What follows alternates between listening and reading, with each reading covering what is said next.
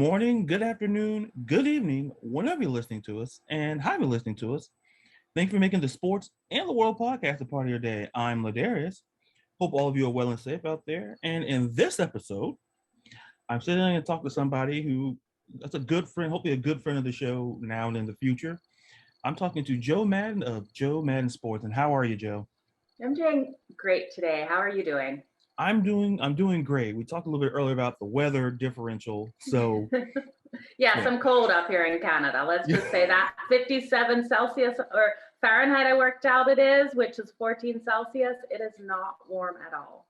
Yeah, and then I'm here in Florida, and let's just say I'm in the house. So it's like I go out unless it's a necessity.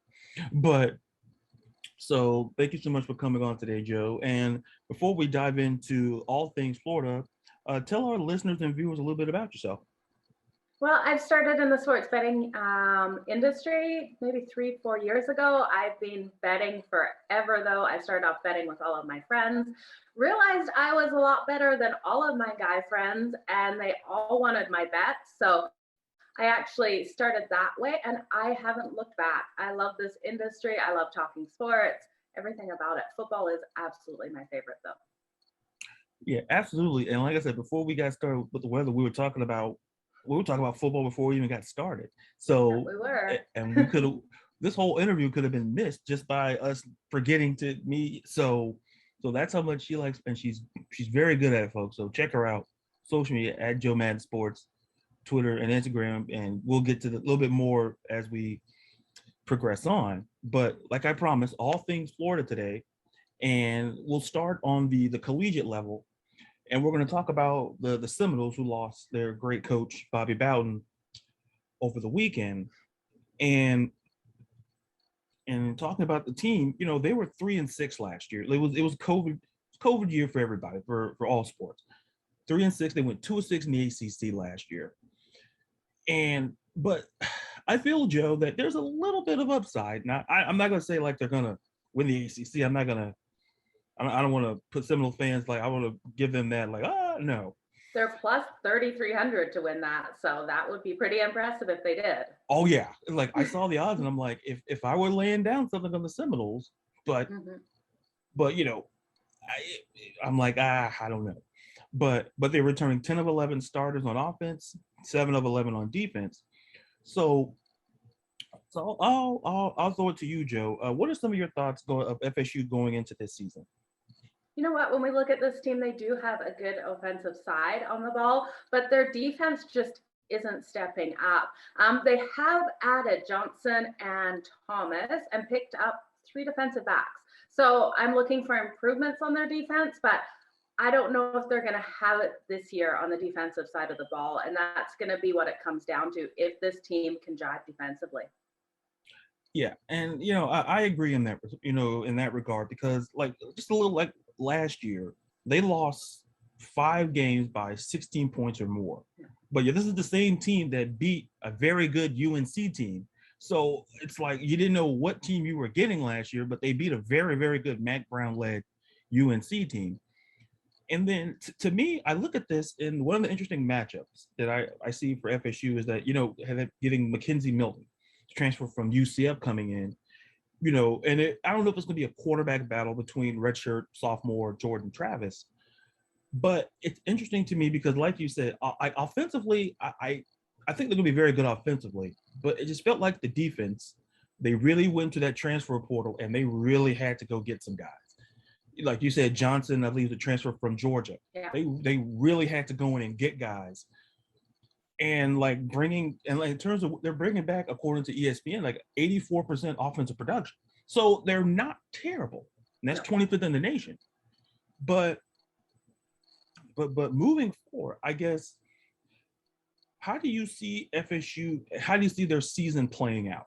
Well, I still have questions at who is going to be the quarterback in this. I'm not really sure which way they're going to go. I think that's really going to depend a lot too on the offensive side of the ball, which quarterback they go with. They might just, try both out and see how they do. But again, it's just that defense that is my biggest question mark. And if they can jive, I think they're going to do better on the season. They have a win total of 5.5 this year. So they're expecting them to do better than like you said, last year they went 3-6. So I could see them hitting that over 5.5, winning maybe 7 games, but I'm not expecting them to be top of the pack at all. Yeah, I saw the over under, and I'll take the over because I think 6-7 wins is good for me, because I think, like I said, that defense and the way they play, that to me is the way it stuck out. And like I mentioned earlier, they had to go into the portal and get guys because, like, defensively they were not great. Yeah. And going in and look at the quarterback situation, Mackenzie Milton, transfer from UCF versus Jordan Travis. If I were Mike Norvell, I would lean toward Mackenzie because of the experience. But Jordan Travis I think, like you, I can see a situation where both get time. Now, as far as who gets more, that's out of my price range there. But I think that's a battle to definitely look out for in that regard. So now shifting from another team in the ACC, Miami. And Miami last year, you always hear that, well, the U is back, the U isn't going to be back. It's all I hear.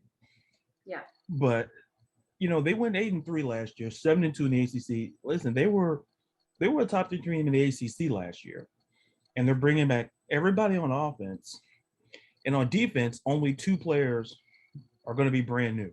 So they're bringing back a lot of talent. So initially, some of your initial thoughts on the Hurricanes going into this year. Okay, well, King has to stay healthy. He can't have knee issues, because if he does, this team is in big trouble. But when we look at this, their first game is against Bama. They are plus 18.5 on the spread for this one. They're getting that many points. I don't know. I'm looking for them to have a decent season. They have an improved O-line that we saw last year, and I like Nelson. I think Nelson is great on the defensive side of the ball. I don't know. It all comes down to King. That's what I look at this team. If he goes out, I'm not even sure who their backup quarterback is. Yeah, me either. And if you look at Derek King last year, listen, 64% completion, 2,700 yards passing. He had almost a 5-to-1 touchdown to interception ratio last year. It feels like he turned a very, very big corner last year. This year, I think like you say, Derek King has to be healthy. And as great as this defense is under Manny Diaz, like with safety like Bubba Bolden, DJ Ivy, another Georgia transfer corner, Stevenson. Like defensively, they're great, even though they lost Jalen Phillips, and so to me, it revolves around Derek King, because when you look at the ACC, like the gap is not what it used to be, in my opinion. Where especially no Trevor Lawrence, you look at the gap between Clemson and everybody else has gotten a little bit closer, and I feel that Miami could turn a corner. Listen, this is an 8-win team, and they're bringing back everybody, so they could turn a big corner to me. So, how many wins do you see them having this year? You know what? I didn't even look up their win-loss total on this team, but I think they're going to do fairly decent as long as King stays healthy. I love the O-line protection that he has, so I think that they can win quite a few. I'd probably be looking around 9 wins for this team. Yeah, 9 wins sounds about right, because 2 big games. You mentioned Alabama. That's out of the gate. That's a big game. Like, that is the worst game to start out with. Like, who gave them Bama to start? Like, that's just a confidence deflator right there. Yeah, because like I said, if look at the spread and you're like, could they even cover that? It's like you look at it and go like, Bama's Bama. Like they always find a way to reload. And then to me, another game that's interesting to me is UNC, because I want to see Howell versus King. I want to see that quarterback matchup. And they have to go to Chapel Hill for that. And I think that game could be a huge determining factor Mhm. in the ACC if Clemson were to slip. I'm not trying to curse the people of Clemson, but that's an interesting game because, like I mentioned, that gap between Clemson and everybody else has gotten a little bit closer. Oh, absolutely. It has with Trevor Lawrence moving to the NFL. Yeah, and it's interesting. Like I say, now with Miami, Miami has a shot. To me, they have probably they have the second best quarterback Mhm. behind and Derrick King. They have a Yeah. great defense. It's like Manny Diaz. This I think there's pressure on them to win 9, potentially 10 games. Yeah. So because like I say, to me they could possibly end up being the second best team in this conference at season's end. And speaking of switching from the ACC to the SEC, and I have to say full discretion. Yeah, I'm a Gators fan. I'll put it out there. I was like, no, you're going to be a professional. You're not going to mention it, but no, I have to for the sake of You discretion. absolutely have to, right? We can hear you're biased. Yeah, it's like if you hear, and this is a disclaimer, if you hear that I maybe like just put that in your cap. But looking back at the Gators, and I'll be the first one to admit it, this is rebuild.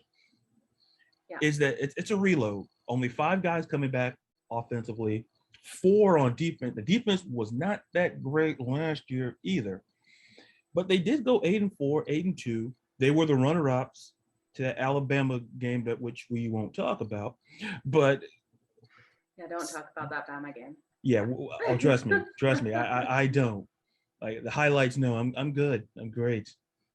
I'm good. Once is enough. Once is enough. So Joe, I like the Gators. I'm going to say right away, I like the Gators. I like their coach, strong offensive-minded coach. When we look at their defense, we got a great front seven. They do need improvement, though, against the run. I think they struggle in that regards, and I think if they build on that defensively to stop that run, I think they'll have a really good year. Yeah, because this year it's interesting because you can look at it one of two ways. We lost, obviously, Kyle Pitts. He went to my Falcons. Listen, I didn't make a call on that, but I told Atlanta about him. Kyle Trask is not there. So you have Emory Jones, who's been there. He's been there a while, 3 years. One of Dan Mullen's earliest, recruitment classes. And it feels like to me, Joe, is that the key to me is the defense. They don't have to be the best defense in the SEC, but in order to kind of get to that next level, because I believe in Dan Mullen, I believe what he can do offensively. Because as I've explained in the past, I say this is the same guy. He when he was at Mississippi State, he coached Dak Prescott. Yeah. I know he can coach quarterbacks. Like you don't. I think it's something you don't have to be sold on when it comes to Mullen. So I know he understands quarterbacks. But to me, Joe, the question is going to be defense. It's going to be what Todd Grantham's going to do. Mm-hmm. And when you talked about defense, it's just a couple of key pieces on that defense. Like you got Brady Cox, the linebacker. You got Trey Dean. And, so. I think you guys have one of the best cornerbacks in Elam. Is that how I pronounce his name? Mm-hmm. Elam. I think he's definitely one of the best quarterbacks in the whole league right now. Cornerbacks, not quarterbacks. Yeah. Cornerbacks. Yeah. We talk about quarterbacks a lot on here too. So it's easy. It's easy. Yeah. So how do you see the Gators season playing out? They're going to have a good season. They absolutely are. So Jones will be your quarterback now, right? And he was a backup quarterback before. He has elite speed. With this offensive side, they're going to do fantastic. I believe in their front seven. I think it's going to be, for their defensive side, I think it's going to be a great season. I really do. Yeah. I hold the same level of optimism. Even though we play Alabama, I still hold the optimism. Because I trust Dan Mullen, and I think coaching. I think you can't underestimate the importance of coaching. I think Dan Mullen, he looks in there. Listen, 5 guys are coming back offensively, so you have to find how to replace the production, because essentially your offense is now in a negative production kind of status because you lost Trask and you lost Kyle Pitts, that was a huge chunk of your production. So now you have to find a way to replace it, but he knows how to coach offense. Yeah. And this year, the bigger challenge is offense coordinator Brian Johnson. He went to the Eagles, and now it's a co-offensive coordinator between Billy Gonzalez and John Herbesy. So it's going to be new on a lot of fronts, but I do hold optimism, not just because I'm a fan, but it's because I believe in Dan Mullen, and I believe in the system, and I think he can get it done because Emory Jones showed flashes of how good he can be. Yeah, in the spots that he did show up in last year. So now speaking of, I mentioned Kyle Pitts. So speaking of pitchers in the NFL, we'll transition to the NFL, and we'll talk about the Dolphins first because to me, Joe, I believe that the biggest question mark surrounding this team, is Tua. For sure it is. That's exactly what this team is going to come down to, how Tua performs this year. And so with that, Joe, give me some of your thoughts on the Miami Dolphins. Oh, it's the Dolphins. Come on, they're plus 340 to win their division. Great head coach. We got a win total of 9 on this team. Tua's going to be the question mark on the offensive side of the ball. We have on defense, we've got Howard. He is like key to run that defense. They've got the most reliable kicker in all of the NFL, in my opinion, in Sanders. He got 36 of 39 field goals last year. Like, he is so dependable. He's won them so much. But they've got a hard schedule coming week 3. So when we look at week 3, they go on the road. They face the Raiders, which will be a hard game for them. And then the Colts and the Bucs, week 4 and 5. So, I think they got a win total of 9. Over that is minus 148. Under is plus 120. Again, this comes down to Tua. Tua can get the job done in the second year, which, God, how many times did he get picked last year when we put him in? That scares me. And when we look at Miami, they haven't hit the playoffs. They've once since Dan Marino. Mm-hmm. So is Tua the guy that's going to get them there? That's the biggest question mark ever. Joe, you hit the nail on the head. Post Dan Marino, they're looking for the next Dan Marino, and you're not gonna it's one of those. You can't things, replace Dan Marino. You Dan can't. Marino, right? It's Dan Marino. It's like you can't replace him. And when I look at the Dolphins, I like Flores. I like the intensity. I like what he's brought to this team, especially defensively. And sometimes numbers can be deceiving, in my opinion. But the defense, to me, because they went 10-6 last year. So when I hear the 9 win total, I would take the over. But okay, they went 10-6, but with Fitzpatrick to start the season, and he comes out so strong. He got them those strong wins. And I totally disagree what they did to him last year too, yanking him and putting Tua in. I thought that was an absolute joke. Yeah, I didn't agree with it. And I think what we're seeing with the Dolphins, in my opinion, is that, I think Tua sample size, it's 9 games he started. Mm-hmm. I think what Dolphins fans want, they want a quarterback. And listen, and like I said, it's the whole Dan Marino thing. But I also believe that, having Fitzpatrick there was the buffer. I think it was the buffer to get them to 10 wins. But I think this year they're committed, because if you look at the draft, they had opportunities. They had an opportunity to get Justin Fields. Yeah. They had an opportunity to get it's not like, oh, well, they didn't. No, they totally passed on him. And I think he was the best quarterback out of the draft this year. But that's my own bias because I am an Ohio State girl. So and to me, I had Justin Fields just slightly, I had him at a high second behind Trevor Lawrence.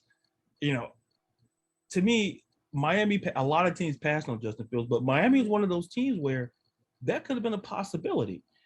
And they passed on him. And then you heard all this Deshaun wants to talk.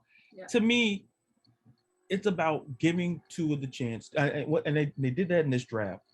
They went out and drafted Jalen Waddle. Yeah. So, and they went out and they kind of they're building around it. And I think Brian Flores will probably tell you is that, we have to have trust in Tua. I mean, we just drafted him last year. It's not Absolutely. like, so we're entering year 2, and this is probably a full year of him actually starting. And to me, like last year, they were 22nd in offense, 20th in defense, but they had 18 interceptions, 10 of those belonging to Xavier Howard. So I like their secondary, and they went out and they drafted Javon Holland from Oregon. So they got, like, their secondary is pretty good. But like the question mark is always going to be Tua. And I understand if you're a Dolphins fan, like if Tua can be the guy that we saw at Alabama, if he can be that guy, this team could be one of those teams that kind of sneaks up on people. Oh, and, absolutely. And when you gave that the win, the total of 9, I say take the over, because I look at the AFC East and I go, the Jets rebuild. Yeah. I think New England, as much as they splurged in the offseason, how Like Cam Newton. It's like and I'll just say this about Cam Newton before we transition, is that I kept trying to tell people for years about Cam Newton is that I know he's talented. You don't have to sell me on the talent. But what I told people is that he can't throw 60% a completion percentage in the NFL. I said, I think he played 9 years, and less than half of that he has thrown under 60.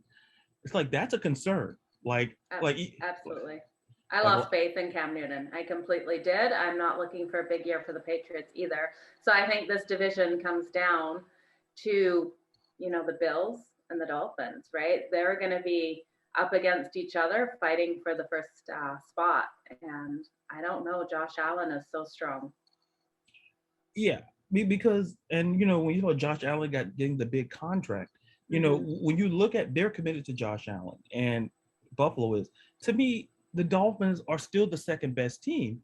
Yeah. Because people say, "Oh, what about New England?" I'm like, folks, you have to understand, it starts at the quarterback position, and at some point, I'm not an anti-Cam Newton guy, but I was very clear on the podcast, and I'll be very clear again when I say, if you can't complete 60% of your pass, that's just like the bare minimum for NFL starting quarterback.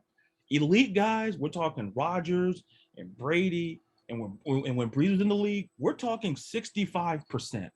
We're talking elite guys throw, Drew Brees set the record a couple years ago, throwing 70%.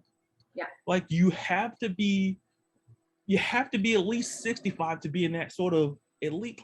And I'm like, Cam Newton can't even break 60, but people keep telling me he's a great quarterback. And his wide receiving core, that's not an excuse to me. Because quarterbacks on bad teams can throw 65. It's just, so I'm with you, is that I'm not saying sell your Cam Newton stock. Like, is there a chance that he could sneak? Yeah, absolutely. But it's especially under Belichick, right? Belichick, I think, is the GOAT of all coaches. And I could see him turning Cam Newton around, but am I going to be laying money on Cam Newton early to get stuff done? No, absolutely not. No. And the thing is, if you ask me to lay money down on the Patriots in general, like, if Cam Newton's your starter, listen, he could low key sneak up. But I said the problem is, he, like last year, like, we can all chalk up things to COVID, but the reality is, even before COVID, like, he really, like, outside of that MVP year he had, that was his best year, and it felt like that was peak Newton. Yeah. And then Carolina had no problem moving on from it. They had no problem. And that's troubling. Like he was they had no problem moving on, and we saw why when he went. We saw. So when I look at the Dolphins, I'm like, if Tua can be that guy, like, Tua could easily end up being the second best quarterback in this division, and the gap between 1 and 2 is kind of like this, and the gap between 2 and everybody else is kind of like this. So it'll be interesting to see where that goes with Miami. Absolutely. I think we'll expect big things out of Tua over the next couple of years. I just don't know if it will be year 2. So I think he needs to get his feet under him this year and really get that jive with some of his offensive players. So, and then I think year 3, I think lights out. I hope it's year 2 for him. I really do, but I think we'll see more out of him in year 3 than we will in year 2, especially with the limited games he had last year. Yeah, because I believe for a good quarterback, 3 years, I think you should see something. Year 3, you should see something that makes you believe that you're the starter. And that's the way I felt, with Cam Newton. I'm like, year 3, he was good. But, sustainability, and I said throughout his career, he could never I'm like, I just don't want to hear excuses about, we didn't have wide receivers. When I look at the quarterback I'm going to talk about real, soon, is that like that guy in New England, that guy didn't always have the greatest targets either. And I'm like, I'm not trying to mitigate those wide receivers, but he didn't exactly have all pro receivers to throw to either, but somehow he was able to get to 65%.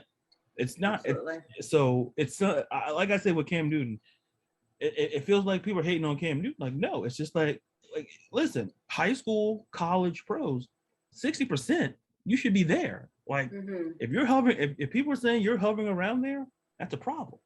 Yeah, absolutely. So I would be remiss, and then, like I say, as a Falcons fan, I have to put discretion on this. Legal obligation, since it's all things Florida. We have to talk about the Tampa Bay Bucs. And with 11-5 last year, won the Super Bowl. They brought everybody back. Yeah.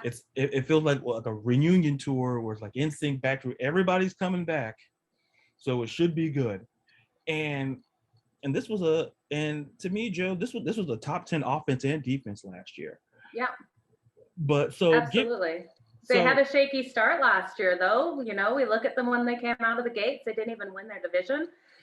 They went 9-7 against the spread last year as well. But they have that drive now. And there's always question marks of a Super Bowl team coming back into it next year. Will the veterans be motivated again? Will they be motivated to play as hard to get there again with Brady? Absolutely. There is no way Brady is not wanting to always be the GOAT when he's playing. They're going to come out hard. Like you said, it's the same team virtually. They've got Tom Brady's re-signed for 4 years. We've got David for 4 years, Barrett, Goodwin, Gronkowski for a year. We've got Antonio Brown. This team, they have all the elements. And then when we look at the draft, first round pick, they upgraded their pass rusher, defensive rusher. So I really like this. Tyrone, I think his name is. Yeah, Joe Tryon. Yeah. And I think he's going to be great. They took the quarterback out of Florida from the Gators, Kyle Trask. Yeah. So they took him, and for him to be under Brady is fantastic for this kid. He's going to absolutely love that. But you guys, I'm seeing the Bucs just go again, right? We've got a win total of 11.5. I think they're going to have almost a perfect season. I'm going to say it right here now. And I'm going to be honest with you guys. I am not a Brady lover. I respect everything that he does as an athlete. He's absolutely incredible. Is he my favorite player? No, not at all. But there's no way to bet against Brady. Brady is the GOAT. He is, and I can't say anything else about him. I can't say anything bad, but do I want the Bucs to get there? Yeah, maybe. I'd like Brady to play one more year. I get another ring, and I think he's soon to retire. So get to see him win one more. Yeah, you know what? Listen, listen, I was a Brady fan because he wasn't in this division. So he was, and then he moved over. 20 years and like, that was great. And then he came over here. I'm like, listen, Tom, twice a year, I can't, Tom. But when I look at this team, and to me, they're just so complete. And I think I have to give credit to Todd Bowles defensively, because defensively, this team got better. And when you look at Levante David, and you look at it, kind of him, and then it's kind of, and the thing is, Todd Bowles knows like the Tampa 2 defense. He was coached under Tony Dungy. So he knows that defense. Yeah.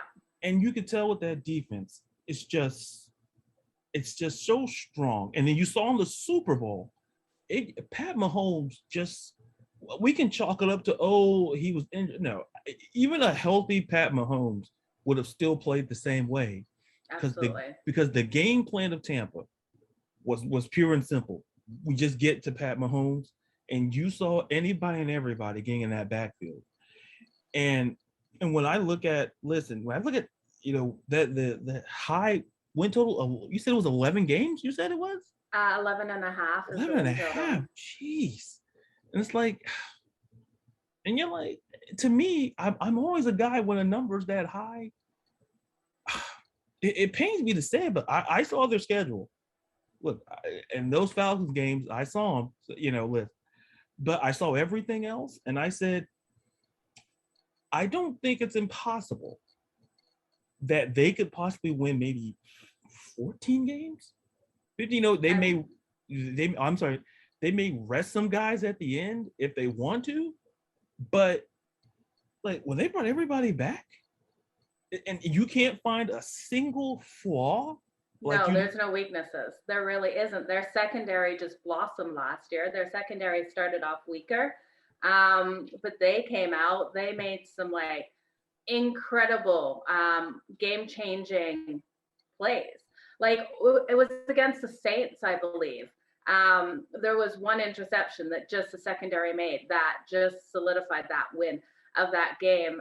I'm trying to think who it was. Was it White? I think it was White who made that interception against the Saints. It was, like it was outstanding what the secondary did, especially in the playoffs. And to me, when I look at this Tampa team, I'm like, look, they finished second, but some teams, I kind of look at kind of some teams approach, you know, the NBA, even baseball to a degree. Sometimes some teams are built regular season and some are built for postseason.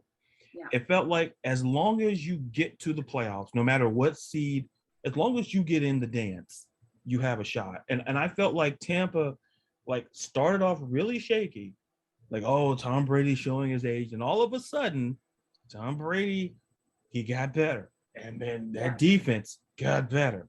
And they got hot at the right time of the year towards the end of the season, where that momentum, like we like when they went into Green Bay, like they went on the road and they had to go to Washington.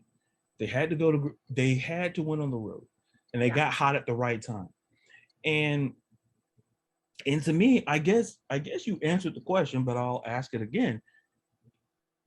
How likely can this team run it back and only get to the Super Bowl, but actually win it again? I think it happens again. I hate to say it, but I think it really does. I see them going all the way. I see them getting another ring. Tom Brady, I swear, check his birth certificate. There is no way he is in his 40s. Yeah. He's got to be, 32-year-old quarterback with 100 years experience. Like, this guy is lights out. He's outstanding. He can get everything in the pocket. He makes these plays that he's a GOAT for a reason. Like, he really is the most incredible quarterback, and it pains me to say that because Tom Brady and I have a shaky relationship. I bet for him or against him. He likes to do the opposite. When he was with the Patriots, with the Bucs, we've been fine. So I'm hoping we have a good year this year together. But I thought he was my kryptonite before. So we'll see what happens this season with Tom Brady. But I know he's going to do fantastic. I'm looking for a huge year. Yeah, listen, and as a Falcons fan, it pains me to say the same thing because, like I say, to me, the last time we had back-to-back was the Patriots back in 03 and 04. Mm-hmm. That was the last team to do it. And I think Brady knows a little bit about that. Just slightly, right? Yeah, I think he knows how to get – I think he knows about the Super – and I had a stat when we talked about the Super Bowl, and I said there's been – over 50, and I said Tom Brady has played in almost 10% of the Super Bowls. Mm-hmm. Like, I tell people think about that. Yeah. Like, he, in the history of the sport, like, it's very hard to find an athlete. Maybe in basketball, you can maybe Bill Russell or somebody like that. But to play in almost double-digit percentage of your champion, it's like 10 Super Bowls, going for he understands, because to me, Brady, one of the greatest Brady quotes I heard, and listen, he said, they always ask him what's his favorite championship. He always says the next one. Yeah. Because it's like, that's the mentality he brought. And a lot of people, I think what he also did last year was that we always thought it was the Patriot way. Mm-hmm. All those years, we all, most people thought, oh, this guy's played under the Belichick. He's a system guy. That's a phrase you always hear. He's a system guy. Yeah. He goes to Tampa, does what he does, and you're like, you know what? Maybe it was the Brady way all along. Like, absolutely. And especially after you saw how the Patriots did last year, with Cam Newton, you're like, maybe Tom Brady was the system. And I think when you look at Tom Brady, you're like, as long as he's a quarterback in this league, it goes to show you, because I think Rachel Van Oranje, someone we both, mm-hmm. I think she has said, don't bet against Brady. And and I began to learn that really quickly. It's like, mm-hmm. like there's no way. And then it's very hard to bet against a guy who, like I said, I don't think he's in his 40s whatsoever. No. Like I don't believe it one bit. But so I think Bill definitely deserves tons of credit. Yeah, absolutely. But we look at Brady, look at who followed him.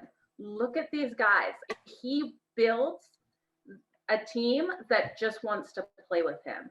I would not be shocked if Edelman comes out of retirement and becomes a Bucs. I really do. I think that is the plan, just like with Gronk.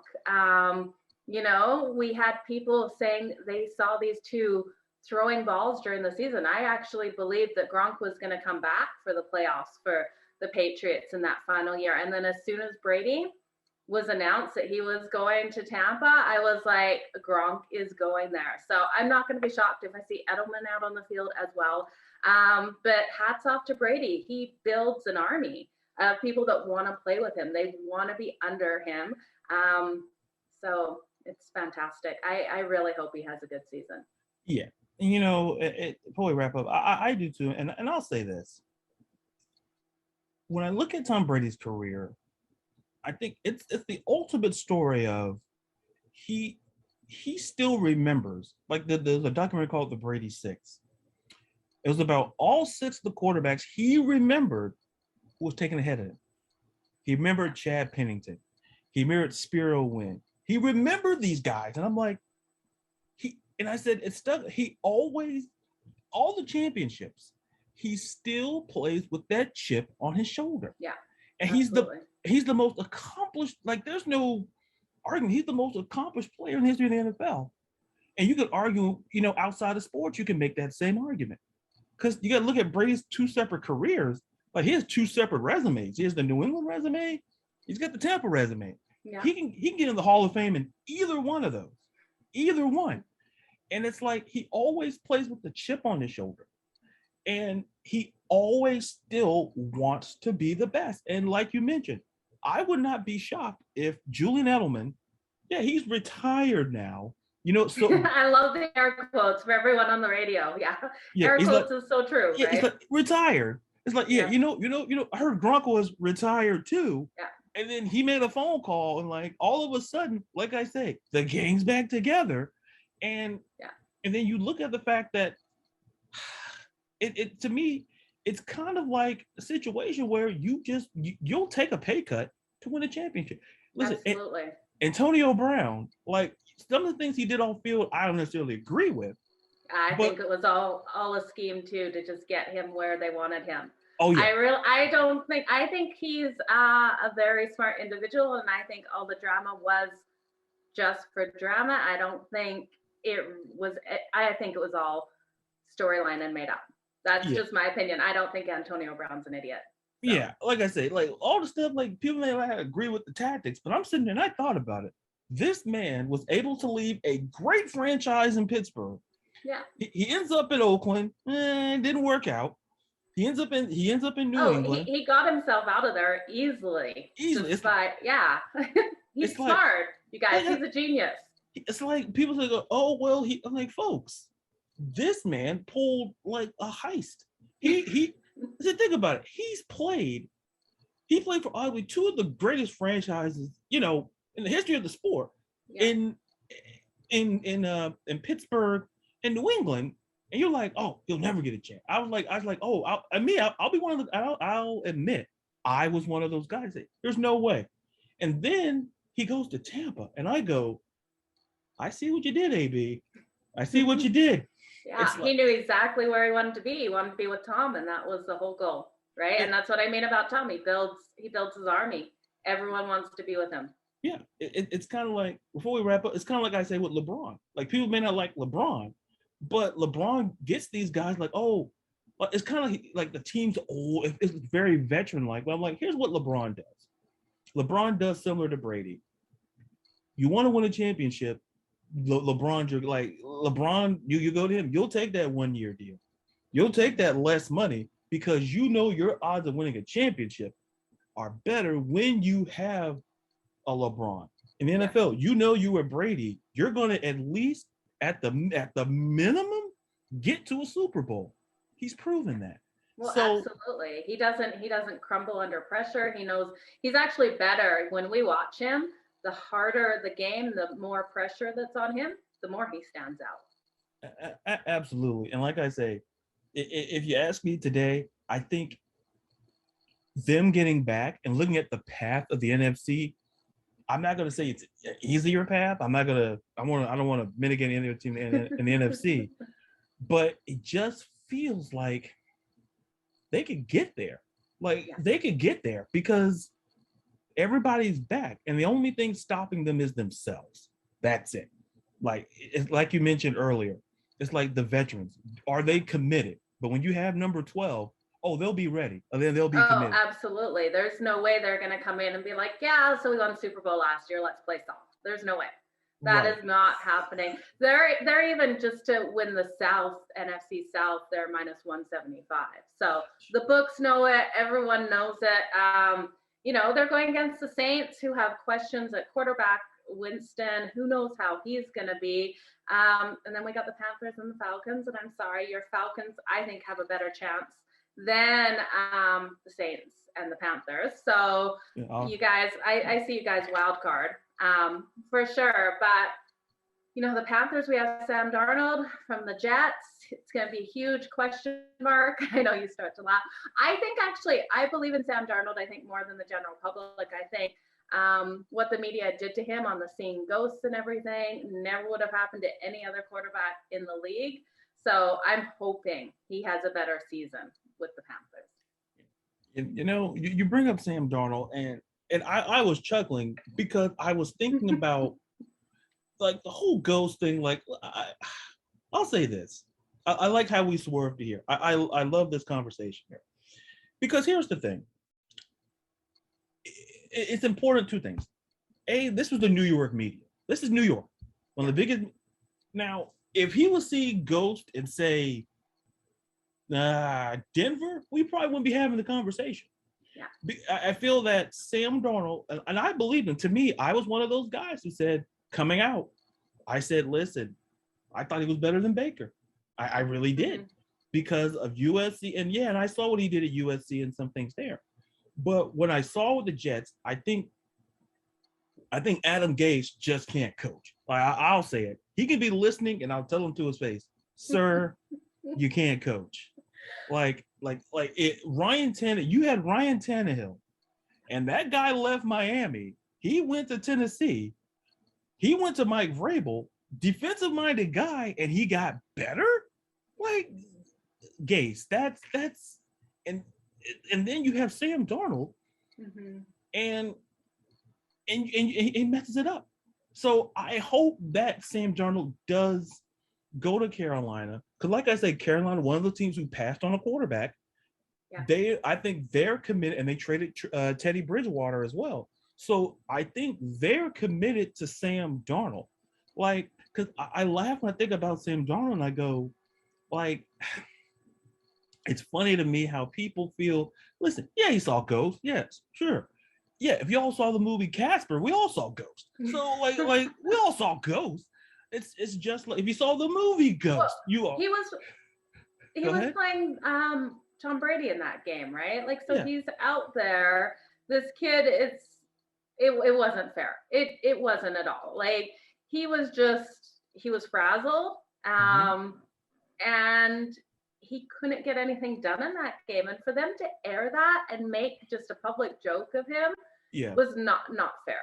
No, I didn't, and we joked about it, but I said to myself, I said, it's not right, because I said Sam Darnold was put in a position where, well, I know he's great, but when your coach is not great, you're not going to be great. And somehow the Jets were sold after that great resume he had in Miami. This is our guy. When ironically they passed on Mike McCarthy, who would have probably been maybe better. I don't know. You passed on a Super Bowl winning head coach for Adam Gase. To me, I think when we talk about Sam Darnold, you also have to talk about Adam Gase, because Sam Darnold, I think going to Carolina, he's under Matt Rule. He's a good offensive-minded guy, and I'll be very vested in watching to see how he plays, because I don't think he's terrible. Like I said, coming out, I had him Darnold 1, I had Baker 2. So I thought Darnold was going to be great. But when he went to the Jets, I'm thinking, surely Adam Gase can't screw this up. I was wrong. And I'm like, when I saw the press conference of Adam Gase, I'm like, oh boy. And so I hopefully he gets that chance. And like I say, before we wrap up, the squeeze about my Falcons, I'll say this, because I'll say it once and I'll say it again. Kyle Pitts was the right pick, in my opinion, because to me, the wrong pick would have been Justin Fields. Like, even if you get Sewell, I'm okay with that. But if we're talking, Justin Fields, no. Even if you reach for defense, too high. Yeah. I think what Terry Fontenot and what the Falcons are doing is essentially saying, we know Matt Ryan give us 2 years. So why not give him all the help we can get? And, especially, giving Kyle Pitts, and defensively, they went defense in the second round with Richie Grant from the safety from UCF. They went and got offensive line help. So this AFC, to me, the biggest storyline will be Tampa winning it. But to me, it's the storylines of the other three teams. And two of those three storylines revolve around the quarterback position. Yeah. Because they absolutely do. Because to me, if you're a Saints fan, listen, and for the record, not a Saints fan, if you gave me a choice, listen, I'm not saying this to try to screw your team up. To me, the answer is Jameis Winston. Like, he's played more snaps at the position than Taysom Hill has his whole time in New Orleans. Like, it's like and then Taysom Hill got his snaps when Drew Brees got hurt. But, like, look how long Taysom Hill was there and didn't really get snaps under center, direct snaps under center. Like, Jameis Winston, maybe his vision corrected, and he threw a lot of picks in Tampa. But he's under Sean Payton.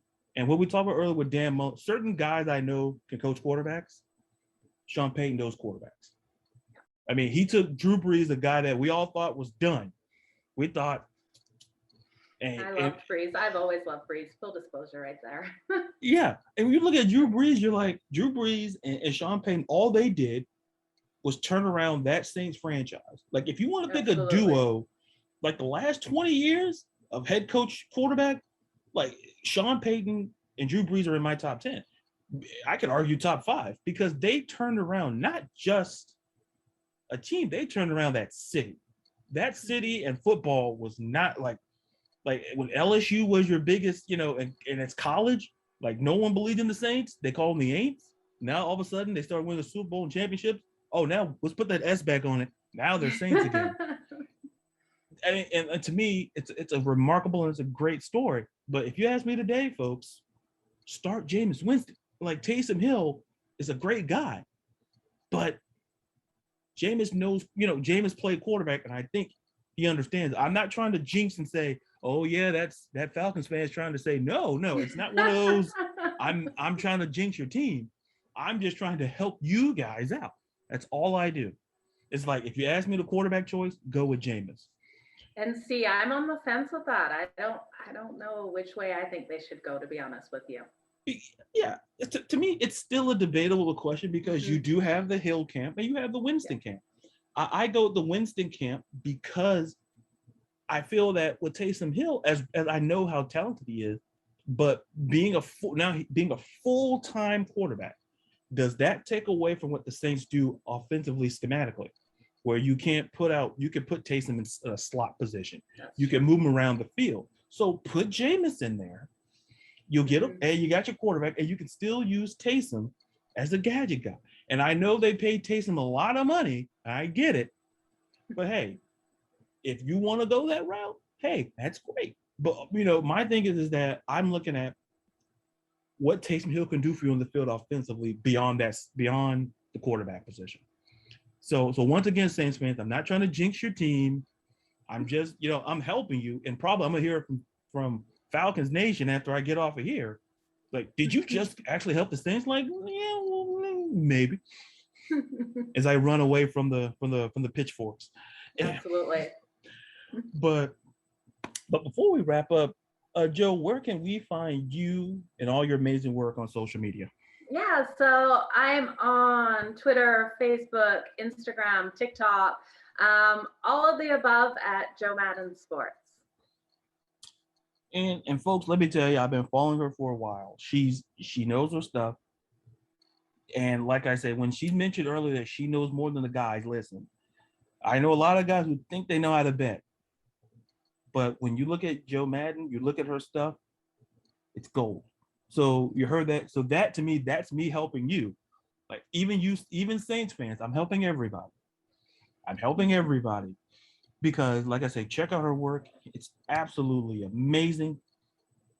And Joe, thank you so much. I've been looking forward to this for a while. Thank you so much for coming on. Me too. It was an absolute pleasure. I hope to do it again. Absolutely.